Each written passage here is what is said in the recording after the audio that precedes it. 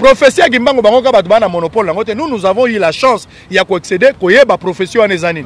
Et là banzembo tchala mwana zo kate tchala mwana gomi na suka d'abord il papa zo la tate tchala mwana nena. Li papa zo la tate masumo le gite le matro même pour la tali papa c'est un problème. Tala ba congolais ndeto kokani bilongi lokwa to ba cousin mais mutu na famille na e. Poto zo lia formol. Tala pas citoyen. Boete. Bilongi kokani lokwa to ba cousin. Tu comprends? Et ça, Moïse Katumbite. Ça, il faut ébattre. Ceux qui sont IDPS, tu repères sa président de la République, tu repères sa Moïse était, tu repères sa Nefati. Quand Félix est président de la République, Magama Moïse, tu as un pour Moïse, tu dois réfléchir à Magamunaï. Biso, tu dois accompagner Kabila, tu repères sa Bekite. Les 31 biso na Abou Pia. Élection Salamé Salamatena, Kabila Vangangane Sibakoufi. Aussi la nanaye le 31 à Luganzela au Kenya ba Bruno Chibala na ba Willy Michiki na ba Mavungu na ba Basile ils vont aller dans leur propre poison pour mourir. Dans un pays où le dollar est fixe, d'abord le dollar ango eza boye banate to komota la santé à dollar lokola bota la santé à météo. Est-ce que Mboule Robeta nous ne pouvons pas dire que Mboge eza malamu. Combattant jusqu'à la mort, combattant jusqu'à la mort. Combattant jusqu'à la mort, je serai combattant jusqu'à la mort. Émission qui toque en internet. Ah, émission qui toque en internet. Actualité qui toque en chaîne. Ah, Jerry Ngadoué, les pacificateurs. Tout sur la cabine d'information, y'a bien Alisanga, y'a Bana Congo. Aux la comédien, joueur et musicien, artiste et peintre. Jerry Ngadoué, les pacificateurs.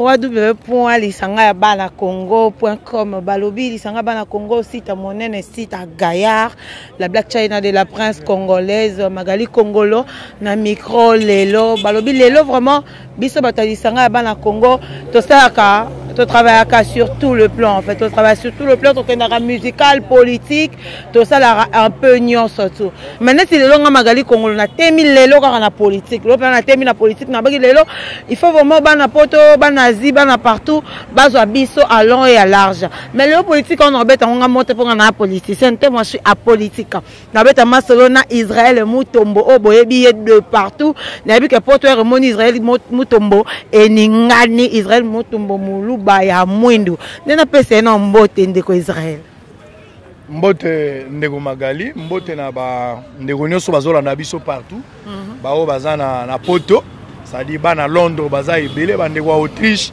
naza kolela bino ndeko Joe pona Autriche wana bachaka TV moko batebele longola na bande Autriche kala mingi te to kutana mais na PSP mbote na bato azola na biso na Londres bato bala na biso pe na Espagne na Madrid na bosanité ndeko Claude donc Clément Mbuyamba na PSP mbote place Hollande biso mais bande ko baza ebele ba Géry baza na Irlande bande ko na États-Unis na Canada Hervé azola nanga paza na États-Unis na PSP mbote place bazali tozo bundela mboka toza bosala ba aventure te toche ba vena biso en jeu à n'importe quel prix on se bat pour sauver ce pays.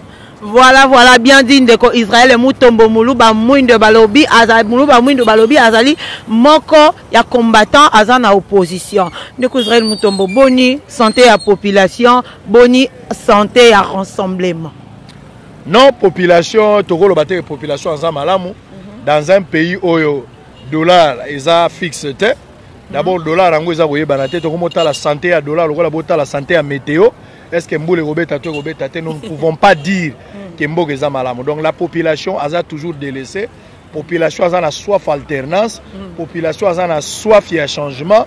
Population a la rapatriement et accord Etienne Tshisekedi. Voilà. Population a la amona ndenge Joseph Kabila kolongwa ndenge komona mouvement ya Sigeyoko à la place un nouveau président, de nouveaux dirigeants avec une nouvelle stabilité. Il y a une population à donc pour le moment, santé à population est dans ce sens-là. Santé à rassemblement, nous sommes toujours unis, toujours parler les mêmes langages. Rassemblement Zarami Balete, rassemblement Zaramoko, kolanda ba dédoublement nyonso te bato akabila bazo sana majorité parce que niveau majorité bazana ngo siko bana capacité à nuisance moko très élevée. Majorité koko mana niveau kabolona mwasi na yo. Majorité nezomona koko mana niveau kabolona mwasi na yo. Parce que majorité akabola lusha te mais a créé des doublements ya lusha. Toyebi vrai lusha ba petona ba bundaka ba masana ba bundaka tous les jours. Mais récemment on a eu le 31 juillet marche pacifique ya lusha. Bruno Tshibala, un ministre issu de la tricherie, a fabriqué lusha na ndenge na ye. Pour moi la différence lusha na ye basala marche ya santé na suka bageme la masanga. Mais lusha o ezalaki na ba valeur démocratique ba permetaki bango ba s'exprimer pour dire que biso tous à côté à ba vraie valeur. Nous n'avons rien à voir avec bato bazo luka ba détruire mboka o ndenge masolo ezaleli. Donc rassemblement est uni, nous parlons le même langage. Toyebi politique na bango ya diviser pour mieux régner parce que ils ont reçu à diviser MLC, ba yiba ba Thomas Louaka, ba François Mwamba, ba Genoyo, Germain Kambinga qui s'est trompé à plusieurs fois, ba yiba bango ba kena pe ba détruire. Mais ça on dit kamba kanya kande. Non, makambo kanya yango tozoloba. Il faut battre la nature, il faut battre la identité na yo. Ça fait très mal comme on a mutazote ka personnalité na yo au retour ya mbongo, ça n'a rien à voir. Tshisekedi ya lobaki na biso. Obinganga soko zo tambola na yo toke panganga opeso mibeko na bikila. Tshisekedi atikela biso mibeko na bikila. Mibeko na bikila Tshisekedi zanini. Et kila Tshisekedi zalaki ko lia mbongo ya bato majorité te ne jamais trahi le Congo et puis mobeko atiki biso article 64. Donc Tshisekedi abundelaki vina mo mapona ba valeur démocratique. À n'importe quel prix, il s'est battu jusqu'à la moelle épinière. C'est dans ce sens que pour Nambongo, jamais tu n'as pas de valeur pour Nambongo. Tu as pas de valeur. Il y a eu des pèses, il y a un rassemblement. Bato nyonso ba cracher sur la mémoire de Tshisekedi. Bake ba Tshisekedi abimela bango. C'est-à-dire belé ba ozala ba douche. A sokola bobo Tshisekedi abimeli. C'est quoi ba bo wana comme kindoki. Tshisekedi abimela bato belé na ba douche, ba Bruno Tshibala. Bamubaki wana Tshisekedi abimela bango. Parce qu'ils ont trahi des valeurs démocratiques. Ils ont trahi une lutte qui a duré plus de 30 ans. Ils ont trahi état de droit au Tshisekedi abundi a pesi bo moyena mobimba. Mais nous sommes restés là-bas jusqu'à la fin, nous allons nous battre. Même s'il faut suivre Tshisekedi à la tombe, à n'importe quel prix, nous sommes en train de nous sacrifier. Merci beaucoup Ndeko Israël Mutombo Wabia. Ya lobi kanyaka benende ya golia te po abia zo bundela mboka ndenge ye moko papa biso Etienne Tshisekedi le président ya ba combattant à Lobaki. Mais parlons de 2 jours oyo ya ba ville morte. Positivité na négativité nango ezanini parce que to éviter pourquoi bo salaki 2 jours on a ville morte. Pourquoi vous savez qu'il y a une positivité na négativité nango zakini? Non, ville morte ezalaki après conclave au salamagi na niveau ya rassemblement. Tozaki na conclave après conclave na ba décision ou bien ba résolution ya conclave nde to bimisaki ba stratégie à combat oyo tokomeka kocha dans les jours à venir pour contrecarrer mauvaise foi à Joseph Kabila.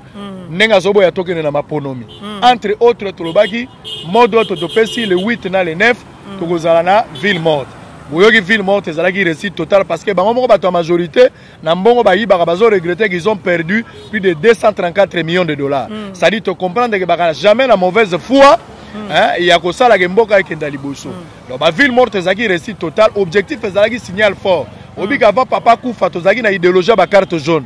Tu peux ça 2 cartes jaunes, on attendait que la dernière carte qui allait être la carte rouge. Ni tete l'aventure ya 5 ans. Ni tete ezalaki complicité ba sango dena Kabila le 19 décembre ici to sila na kala.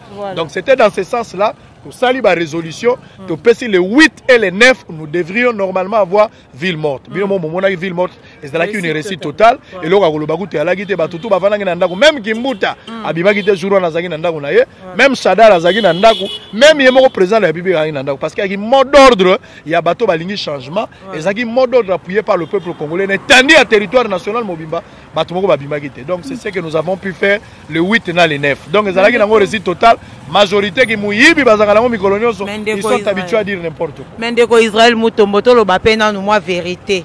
Bino bozo luka bo bengana Kabila. Kabila ngo boko bengana kama boko na makolo ye mutazana ba arme na ye bino boko yela ndenge nini po bino boko mo luka bengana Kabila. Lelo ville morte, lobi ville morte boko bengana ndenge nini po banda bo banda zo kende pete. Boko bengana ye sozo ke na nzela za momoni soso na tabaseke mboko za lisu musikate. Ça c'est un pouvoir finissant et là aussi za na kati ya pouvoir ote.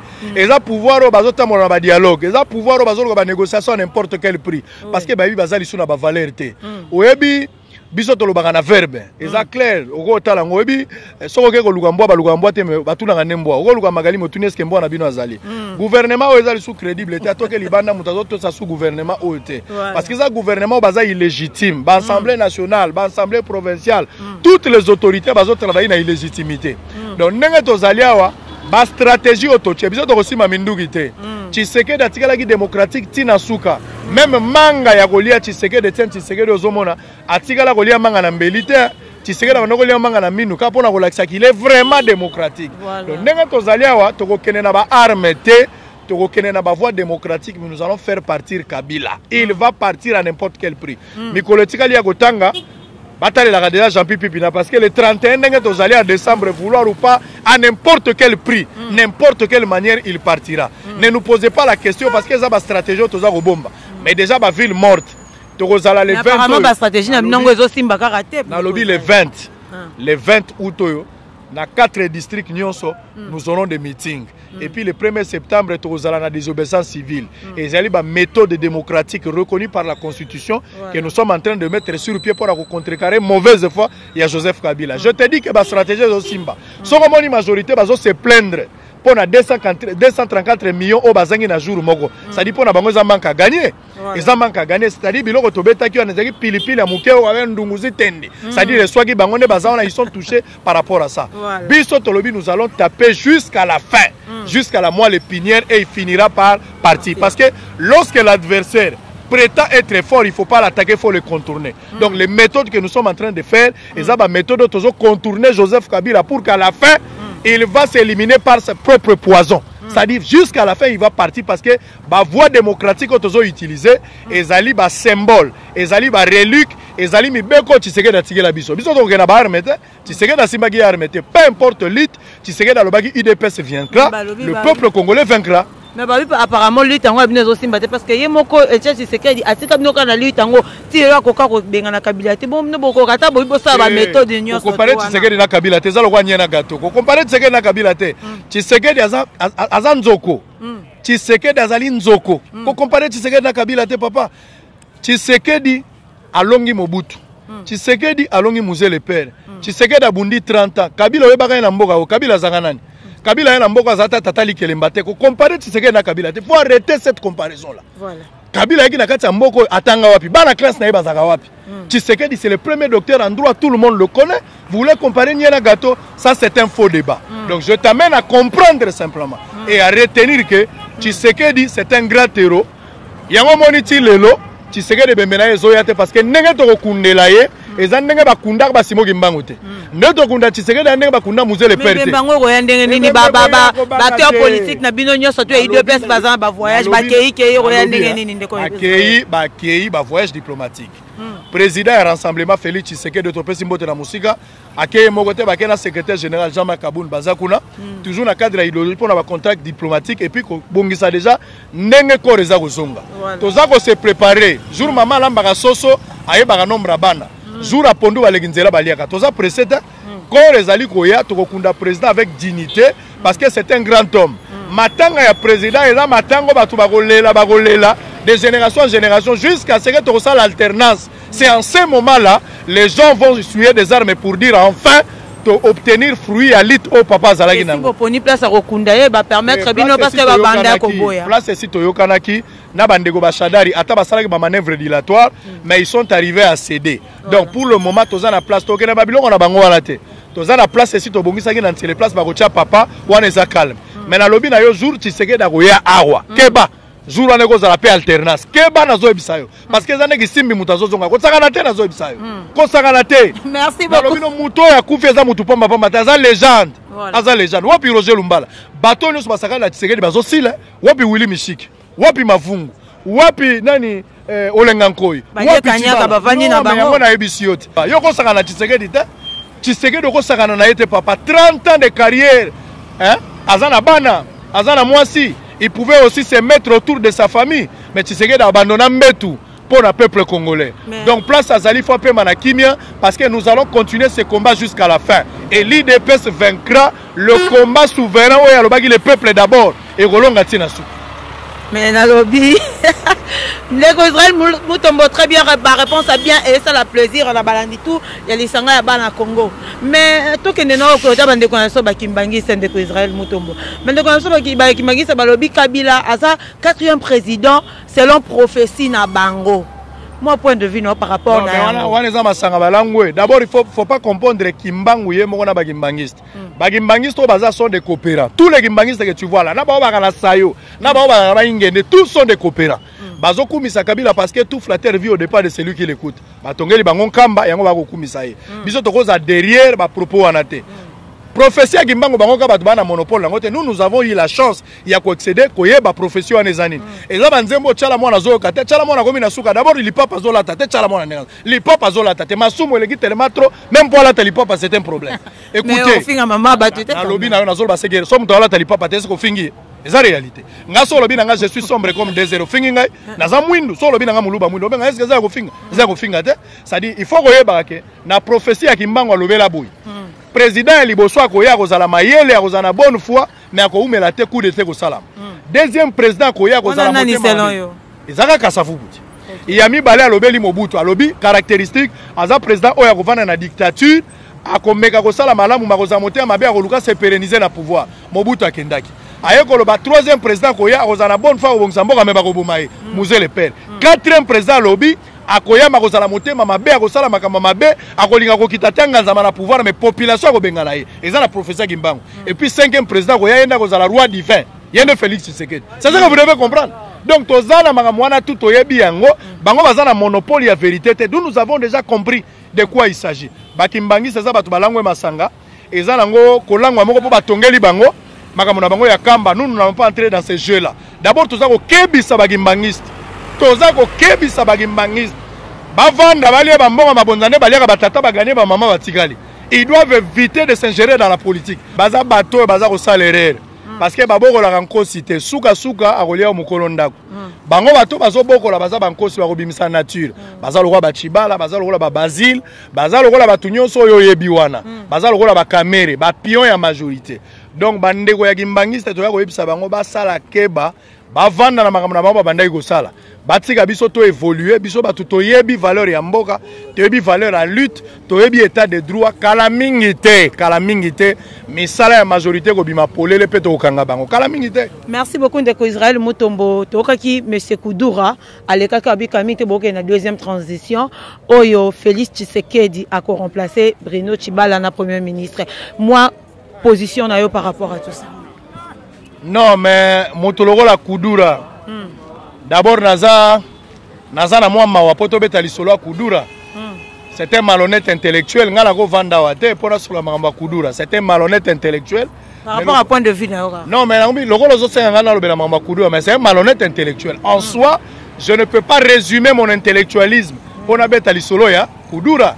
Qui est Kudura? Kudura c'est un élément de la majorité qui a été chassé comme un chien oyebi pona ki muyibi na ye ba bengana ye la majorité ba bengana pona ki muyibi na ye mutolo wa Kudura muta rassemblement te baza bato na nzala bakokaka nzala te tango ba bengani bango ayaki ne pa na biso alobi na nzala bo pesa nga biloko kolia mais il n'est pas de du rassemblement azana balias d'abord c'est un azana parti mo mukena mwasi na ye bango nyonso na bazo dépendre na Vital Kamerhe auto boye na rassemblement parce que Vital Kamerhe na 2011 aza parmi bato majorité utilisaki pour ba réduire ba chance ya ba point au via zwaki na est to yebi ba je ya Kamerhe akota na accord ya Kanchachi basangana na kojo na suka bafinga mémoire de Tshisekedi bafenga Tshisekedi babenga ye docteur ya 16e siècle qualifié thérapeutique na eza douteuse guérissa ta maladie mokote tozana ba mémoire wana et puis Kamerhe lobaga na kojo tikala eta okota na rassemblement ça la pêche miraculeuse pêche na yazo sala yango arepesha ba olenga nkoi arepesha ba Bruno Tshibala ba Mavungu basami badi banga et le reste donc Kudura tolobaka déjà dis-moi qui tu fréquentes je te dirai qui tu es azota mwana Kamerhe bango nyonso baza poisson ou bien oiseau à même plumage nous ne pouvons pas parler de mais ndenge ya lobi que transition moko kosala makala mingi te biso to dépendre na bango te Fachi Félix Tshisekedi et si alobaki que après le 31 toza la constance Tshisekedi azalaki so alobi eloko ata 4 ans après bino baloba na bino oya alobaki yango ndeko tika tolobaki après le 31 soki élection esalamité tokokende clair na transition ya 6 mois message Joseph Kabila. Donc makambo na bango ya ba 2 ans wana biso toyebi yango te makambo ba 2 ans wana. Toko beta pe lisolo na ngote po bango mo ba yebi place yango euti. Mais toko discuter na likambo lokola ya kudura te po il n'est pas la voix officielle ya rassemblement, il n'engage pas les rassemblements. Au moment où tozoloba Fachi azali wa te na ibisa ko ne bandeli Félix Azana poto, Jean-Marc Kabunda Azana poto, bavandi na ba stratégie na ba camarades sous ba journalistes. Nous étions prévus dans la délégation Tokende, faute il y a dernière procédure par rapport à Mbongo Sal Gebiso Totsikala. Mais Eliezer Basafu ba Mike Mukeba Bazakuna, bako solora toujours pour nos kembisa idéologie, to ba ndeni to ko attaquer Monguna na mikolo zoya parce que minute tsikali ya kotanga. Donc mutuloko kudura to kobeta li solo na yete. Soki ba lobi Tokende na transition, alors Félix Tshisekedi président de transition. Tu vas récupérer Kabila, tu vas être président du Sénat de transition. Mais tu peux savoir schéma que tu dois Félix Tshisekedi la première ministre. Voilà, tu vas parce que Félix attend la classe à la première ministre. Attend la classe pour la présidente de la République. Pourquoi il y a la présidente Kabila, il y a la gouverner. Bon, il y a se soumettre une exigence. Voilà, tu vas la royoga yangote. Donc, tu vas Kudura, na la majorité. Nous savons que c'est un jeu de la majorité. Il y a un certain moment, tu vas la Germain Gambinga. Abivaki na schéma 1+3. O Kabila za la président, Félix za premier ministre, Moïse azonga kamere président Sensa. To boyi makambo na to kotika la koyoka yangote parce que makambo bango ba lobby les propos tenus n'engage que son auteur. Biso to yebi que majorité Kabila yebi que les 31 soke sili accord ya Kanchach to accord à Saint-Sylvestre o to pesa ki ya inane sili. Au-delà les 31 Kabila zali sous na documenté. Azo lukato se mettre autour d'une table poids à papier ou permettre à vivre après les 31. Mais biso to comprendre jewana to kotika la ko permettre bangote. Donc nenge to zaliawa to lobaki na président Félix. Biso to za na base to ba combattant. La chose qu'il faut éviter to na bakor parce que ceux qui battent Félix premier ministre na minito et kotika la 3 mois. Moyen élection ezala ezate. Alors Félix yemo konda ko yakoloba bon lokwa to organiser l'élection te na lingi to kene na makambo ya transition. Biso to ko accompagner Kabila te to ko pesa e ba bekite. Les 31 biso na ye abuo pia. Élection sala mesala matena Kabila bangangane si bakufi. Tokosila na ye le 31 akoluganzela okene na ba Bruno Chibala na ba Willy Mishiki na ba Mavungu na ba Basile, ils vont aller dans leur propre poison pour mourir. Donc le 31 il n'y a pas à discuter. Toza ko zela corps à présent ezako ya to kunda présent na honneur to ko zela Félix azonga na délégation ba kenango mutako bangisa mutu azate. Merci beaucoup. Oyebike motema mabe andoke bangisa ka mwana popite. Donc tokomi dana suka mutako bangisa mutu azate. Merci beaucoup ndeko Israël Mutombo Muluba ya Mwindu balobi ba réponse zo ça plaisir balobi ba combattre ba ça clair et net. Donc bon on va tamé na munoko tazolo ba place IATI mendeko Israël Mutombo ndeko Basile azotumbola idopes moi mingi. Point de vue na yo, point de vue na yo, point de vue ba combattre yo le ba lokola yo oza ba combattre. Oyebi place Nazaléa. Place Nazaléa za lokola Mont Carmel, place na Télémia, za Mont Carmel. Mont Carmel place ko Télémia. Pourquoi Mont Carmel? Mont Carmel eza place Besprit Kitaka. Mont Carmel eza place oyo Satana asila carrière parce que prophète Aïli Alexandre Masolo. Awa na Mont Carmel. Ba décision bimaka awa soutien Tshisekedi bomo ina yemo bimbe bimaka na sanzete yo. Donc awa eza place mapinga evandi. Basile Toko beta lisolo na pour Bible lobby là où il y a 2 ou 3 qui sont réunis à mon nom je suis là au milieu d'eux. So to beta lisolo Basile ko bimela biso pour on a besoin de beta la Basile te. Mais so limite le lisolo Basile. Contradiction eza ebele. Moi na mayela banga kate baba kisa muto asika na classe. Zo bande nemi na tableau muninga na récréation. To beta masolo Basile te na l'action contradiction. Ministre ya justice. Tango batu basali évasion massive na niveau à prison. Ministre ya justice aye alobi évasion et salami bakimisi ba prisonnier eza bato abundu dia Congo aloba yango na top Congo alobi clair eza bato abundu dia Congo bato bakimi baza 50 yoka ministre ya justice Mutamaele alobi bato bakimi baza 50 lobi nango bourgmestre ya Selemba ona ministre ya justice basangana babio na bato bakimaki 50 tokangi déjà 120 siko bakangaka ba femme de nuit to bakanga bato normal po bato bakimi 50 mais bango bakangi 120 contradiction c'est côté. Ça passe avec erreur, moi boya calcul. Bango ba bato erreur qui muta calculer professeur en mathématiques 42 multiplié par 60 multiplié par 14 c'est ça 560. Donc ça ba retour faut comprendre bato. Biloko ba melakaso esimito le ba kende kola la retour nde yangwala. Tu comprends? To poussani le 17 mai. Bango ba lobi ke ezali bato abundu dia Congo. 3 mois plus tard ba changer discours. Ba lobi ote bato abundu dia Congo te chimanga uti ko samba alobi ke za ba combattant ya IDPS. Oh ba combattant IDPS bato ba ke ko sala évasion massive. OK nzamba la kate une semaine après mwana nsemi aye asali buzoba na ye ba changer balobi ote tomoni bato basalaki désordre na ville eza buta bundu ya Congo nani azokosa nani combattant azali jusqu'à la mort toyembaka combattant jusqu'à la mort combattant jusqu'à la mort combattant jusqu'à la mort je serai combattant jusqu'à la mort ça dit combat oyo toza prêt à kolanda Tshisekedi na nkunda ndenge tozali awo Tshisekedi azali nganga batambolaka na nganga te batambolaka na mibeko na bikila nganga bamemaka na bitumba te mokotambola na bikila na mibeko Tshisekedi atikeli biso mibeko atikeli biso bikila bikila Tshisekedi atikeli biso zanini ne jamais trahi le Congo kosimba mbonga majorité te kokende kosangana na bato wana te bokeba wana eza bikila mbonga opeke seni ndeko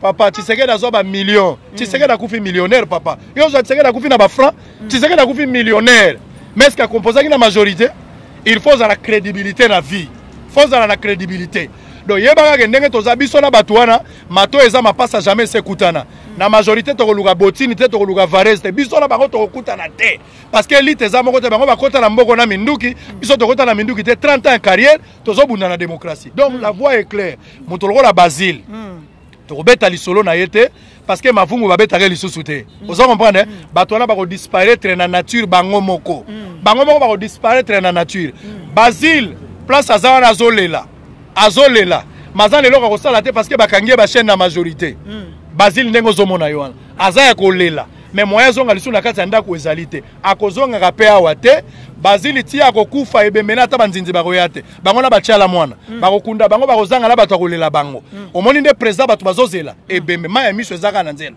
ça dit ti président koya to continuer ka kolela jusqu'à ce que Kabila kokende donc pour t'amener à comprendre que lito biso tozanango eza luxe sacré tokoko diminuer ngona ba combat lokwa ba Basile te Basile alobi ke ya zwaki pouvoir na ndenge na ye kasi Kinshasa yango yoti Basile ya kocha candidature na mwasi na yemoka kozala contre ye Basile ya kocha candidature yo yebaki Basile na mboko Basile azaka na téléphone Android Basile oyebaka ye moto lokola Basile azaki na chemise à chair ta il faut pas comparer masolo mso na kati ya vieux to beta masolo ba Basile te betelanga masolo Jean-Marc Kabund betelanga masolo Félix Tshisekedi betelanga masolo bato bayebani Basile bana classe na bango bazala wapi place ya tanga mona bana classe na bango ce sont des corrompus ce sont des corrompus tokobeta masolo na bango te azo provoquer balobaki ba okanga Fati ba okanga Jean-Marc Kabund totikeli bango porte ba ya na bango ba ya kokanga mais batala retour mobange avandi na se amona ka musika koleka mwana mukyo atelemi tokobeta fimbu kala mingi te na yebiso ba kozanga place okele pona poto ba kolia bango ba okima wapi batala place okele te na poto ba kolia bango so ba kepela ba zambi ba kolia bango ba na place te awa kaka laisser les petites bêtes mourir dans leur propre poison ndenge tozala ba combattant bazobanga te na lobaki na verbe soko zokela nzela zambo moni soso na ntaba mboka ya musika te pouvoir ezala kisaka ba komi na suka minute tikali ya kotanga mama soko moni pouvoir ba komo fabriquer lusha na bango basali marche de santé na suka bagemela masanga pendant que lusha solo bakangi bango batie bango na kasho mais pouvoir ekomi na suka soko moni ba komo sala dédoublement ya ba parti politique mais c'est que batu ba komi na suka yango na biso tozobanga te moto akunki batiake jamais tomber na bitumba Tshisekedi atikali viva ti biso tozwa pouvoir. Voilà. Merci beaucoup Ndeko Israël Mutombo. Ndeko Israël Mutombo. Balobi pe que non comme mwanasemi bino nde batu ba combattre bino batu bozana simane bino batu bozo soutenir. Pourquoi? Combattre ko soutenir mwanasemi te. D'abord il faut yeba wana roba clair. Mwanasemi azana lutte noble te. Mwanasemi azo combattre ba intérêt ya ne Congo ba Congo central. Biso awa pouvoir eza pour le peuple. Via bandako loba le peuple d'abord. Papa zaki kasaye malongwa ki kasaye akomaki nde muto abikolo nyo. Tshisekedi azaki suna couleur. Soko tali ya bango bazali, d'abord majorité baza ba Congo ezali bato abandundu eza bangala bato bazali. Yango nde ezalaki langage ya papa. Mwanasemi alobi Congo central pour na ne Congo. Déjà l'Itouana et rencontrer l'Ita ba combattant na Tshisekedi. Ça c'est un. Deuxièmement, ba combattant bazola nanga ba yebi. Na 2015, Moutouali Liboso alobaki ke toke na transition ya 3 ans pour que Kabila tikala la pouvoir ezanani. Eza Mwanasemi. Ba pesa ki est 2 millions de dollars balaki ba kopesa 2 millions de dollars pour que Kabila zala akendo lo bango clair. Ba kosie ka kozala premier ministre. Tango amoni ke ba bubi abimi premier ministre te, mbongo balinga ba pesa 2 millions ba pesi te ba pesi 250 000 dollars. C'est dans ce sens n'a changé ote na komi contre Kabila. Wana za ba je. Boyebi ba terroriste nyo son monde. Ezala Boko Haram. ezala ba djihadiste et so yoka mutu alobi na ko attaquer ma pesi na date même Jésus alobaki je reviens bientôt est-ce qu'apesa mukolo mais mwana ntie balobaka le 7 na ko frapper ya leki ba terroriste leki Jésus eza biloko lukuta soko moni mutu azoloba na okenda koya ko boma yo le 7 même muyibi azo expert akoloba tenga na ko boma yo lobi akopesa date te Jésus alobaki je reviens bientôt ma pesa mukolo te mais mwana ntie azoloba penza clair le 7 na koya eza biloko lukuta soki combattant bimaki na balabala balinga babete masasi mais mwana ntie ba policier ba encadrer bango donc lite ya mwana ntie biso na IDPS toyebi yango te tozana lite moko leader azaka ka moko Etienne Tshisekedi alongwe tel père tel fils tozolanda Fachi combattant jusqu'à la mort point final. Merci beaucoup Ndeko Israël Mutombo. Leader ya rassemblement eza Moïse Katumbi te ça il faut ebaka soki biso IDPS tokopesa président de la République tokopesa Moïse te tokopesa nde Fachi kaka Félix ne président de la République makambo Moïse to ana ngote po Moïse pe tozo réfléchir na makambo na ye. Pourquoi parce que Moïse ndenga zawana depuis Moïse à Longwa c'est vrai qu'il y a un rassemblement mais moutako bongo la motema na 4 états comme pasteur na 15 heures ezala raté donc jamais comme leader à rassemblement pendant que bateau batanga kala baza place wana donc pour le moment Félix Tshisekedi Jama Kabund bato nyonso bana simana tozo réfléchir nanu toza kotala bango c'est vrai que bazana bango na biso mais toza kotala bango toko étudier bakana bango Moïse ndengo zawana azape na makambo belé ko boma yelo kwa ba double nationalité siko Félix a na double nationalité a na nationalité unique avantage ezali bana classe ba Félix ba yebani oya bato zotanga lemso bazana problème ya Moïse boyebi pété totanga na lobi bana classe na bango so ba yebani te deuxièmement il faut yebaka que ndenge tozali awa banda Moïse Katumbi alongwa et so yoka ya solo ba mabe ya Kabila mabe penza ke Kabila yibaka boma muto yoka Moïse alobango alobate est-ce que yo yeba banda Moïse akenda et si balakisa biso ke Moïse ayibaka boya sala bo batikala ko lobango te ba olanda Moïse na makamba lupango et bongo Jésus akatanga batikala ko lobango papa IDPS tokozana sima mutu te tokozala marche pied ya mutu te tokozala escalier te toko soutenir Fachi président de la République Jama Kabund secrétaire général point final bato nyonso bazana so balingi to ndima bango bavanda na ndako bazwa fermissement base la deuxième mandat na biso tokotala so baza malamu tokotia bango na pouvoir mais toko soutenir bango te la candidature à président de la République. Merci beaucoup Ndeko Israël Mutombo Muluba Mwindu. Qu'est-ce qu'on peut retenir parce que toko bina suka mais qu'est-ce qu'on peut retenir na discussion alelo angana yo qu'est-ce que population aza libanda mboka parce que ba émission ekendra libanda mboka bako retenir nini non ça dit le combattant bazali awo na ba libanda mboka nazo ba combattant bazali awo soki mwana na classe landa verbo nazo pesa eza verbo ko salisa bino même ata na zate na sanzete football barango landa makambo nazo loba soki mwana na classe azo déranger ye moko na classe prof akobenga na ye cours continuer boyete mais soki bana nyonso ba déranger prof akotangisa prof aza obligé ça nini akende po bana nyonso baza ko déranger Kabila azo saka na biso po yo moko ndozo loba Frank Dionga lobi ye moko bakangiye Dioma lobi ye moko bakangiye so biso nyonso déranger bakanga mutu bakanga mutu te do biso nyonso fo bo déranger po prof akende prof alinga kende déjà mais ozo banga nini ata babeti yo masasi te ndengo zolia babomi yo déjà tala ba congolais nde tokokani bilongi lokwa to ba cousin mais mutu na mutu ana famille na ye po tozolia formol tala pas citoyen boyete bilongi kokani lokwa to ba cousin.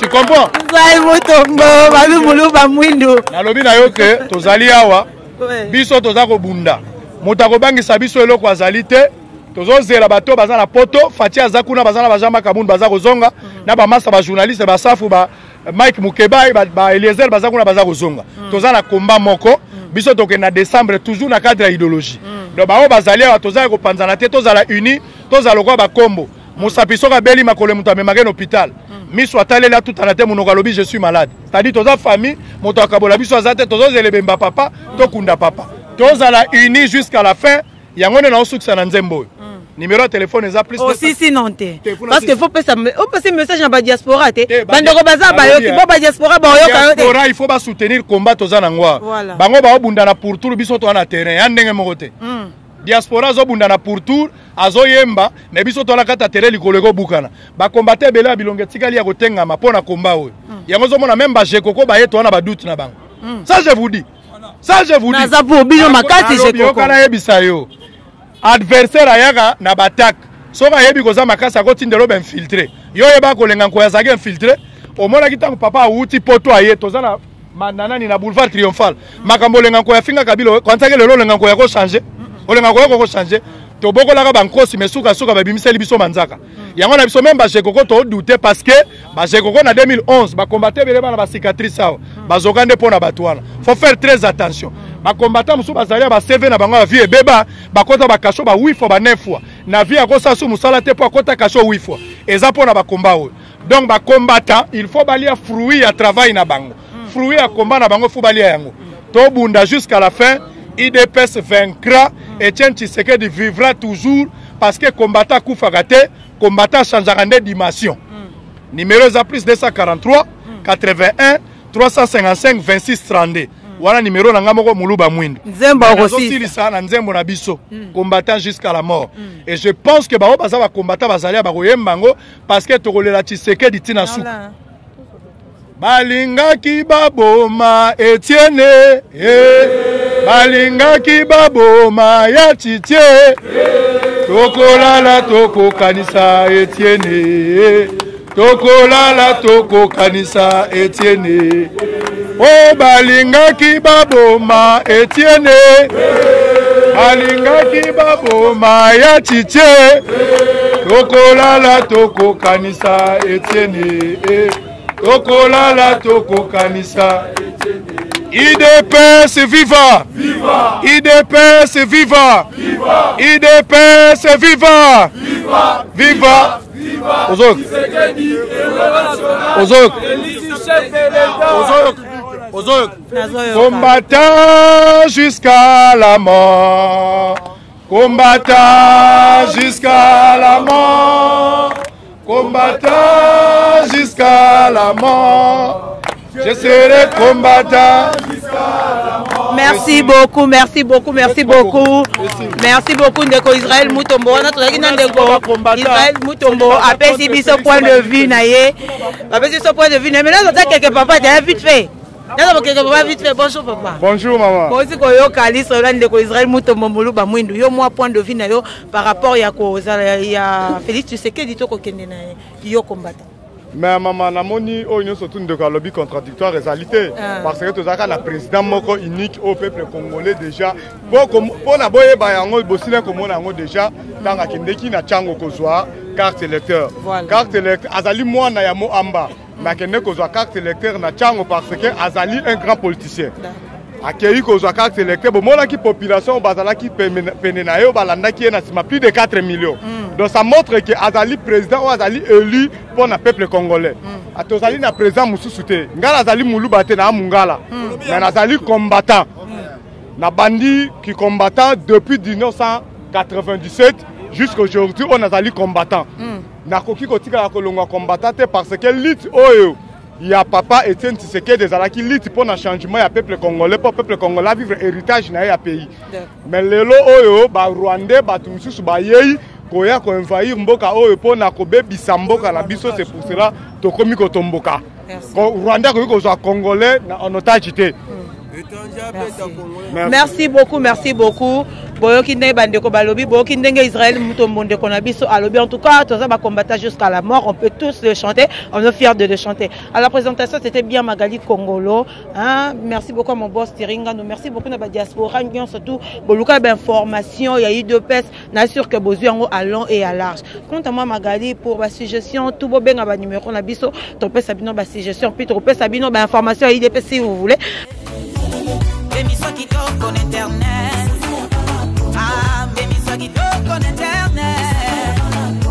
Actualité qui toque en chaîne. Ah, Jerry Ngadoué, les pacificateurs.